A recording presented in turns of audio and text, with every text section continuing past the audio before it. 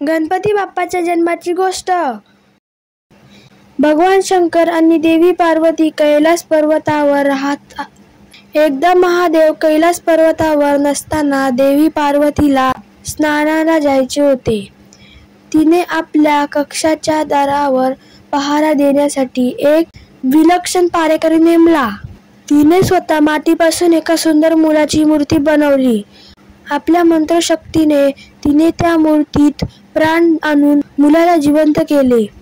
जिवंत झाल्यावर त्या मुलाने माता पार्वतीला मनापासून नमस्कार केला. तिने त्या मुलाला मायेने जवळ घेतले आणि सांगितले, तू माझा मुलगा आहेस. तुझे नाव गणेश. देवी पार्वतीने त्याला सांगितले, गणेश, मी माझ्या कक्षात आंघोळीला जात आहे. कोणालाही आत येऊ देऊ नकोस. इथेच थांबून लक्ष ठेव.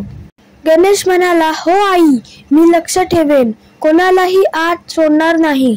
देवी पार्वती आत गेली. काही वेळातच महादेव परत आले. ते देवी पार्वती असलेल्या कक्षाकडे जाऊ लागताच गणेशाने त्यांना अडवले. थांबा, तुम्ही आत जाऊ शकत नाही. माझी आई आत गेली आहे. तिने कोणालाही आत यायला मनाई केली आहे. तुम्ही इथंच थांबा. भगवान शंकर म्हणाले, अरे मुला, हा माझाच कक्ष आहे. मी देवी पार्वतीचा पती. मला मनाई नसेल केली तिने. तू वाट सोड. गणेश म्हणाला, तुम्ही म्हणालात तसे असेल, पण आईने तुम्हाला सोड असे सांगितले नव्हते. कोणालाही आत येऊ देऊ नकोस असे सांगितले होते. त्यामुळे मी तुम्हाला आत सोडू शकत नाही.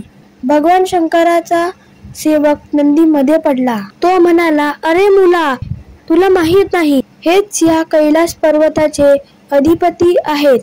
हे त्यांचेच निवासस्थान आहे. तू त्यांना अडवण्याची चूक करू नकोस. गणेश म्हणाला, तुम्ही कोण? नंदी म्हणाला, मी महादेवांचा सेवक नंदी. गणेश म्हणाला, तुम्ही कधी महादेवांनी केलेली आज्ञा मोडाल का?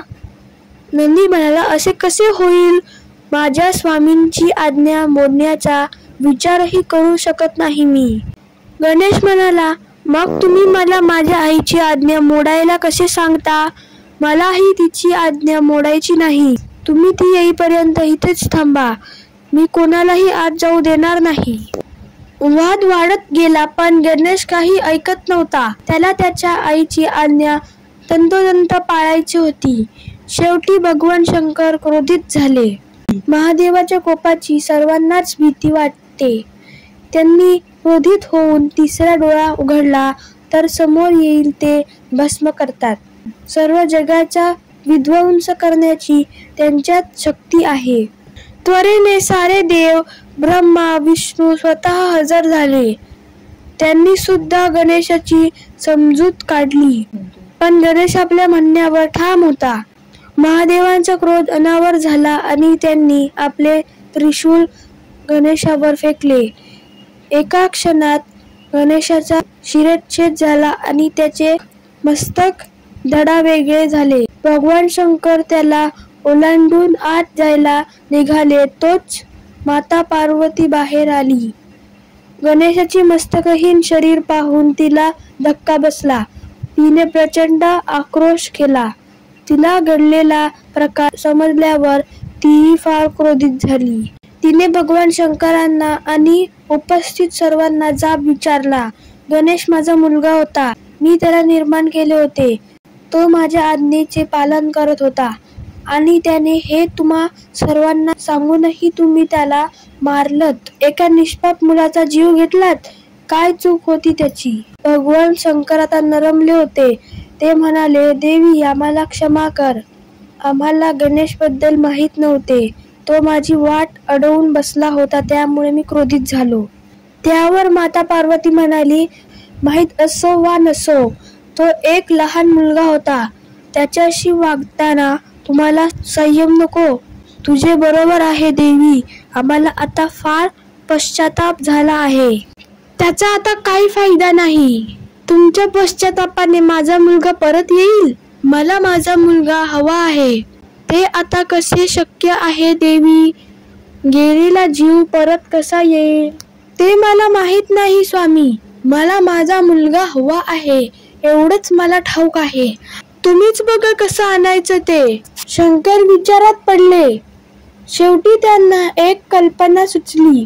त्यांनी आपल्या सेवकांना आदेश दिला की त्यांना रस्त्यात सर्वप्रथम जो सजीव प्राणी दिसेल त्याचे शिर आणावे. त्यांच्या सेवकांना पहिला प्राणी दिसला तो म्हणजे हत्ती.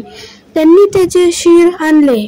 महादेवांनी आपल्या सामर्थ्याने ते शिर गणेशाच्या शरीरावर जोडून गणेशाला पुन्हा जिवंत केले. गणेशला सर्व देवांनी आशीर्वाद दिले. महादेवांनी देवांमध्ये प्रथम पूजनाचा मान गणेशला दिला. त्यामुळे सर्व भक्त कुठल्याही पूजेत सर्वात आधी गणेशाला वंदन करतात. आपल्या लाडक्या गणपती बाप्पाच्या जन्माची अशी ही विलक्षण कथा आहे.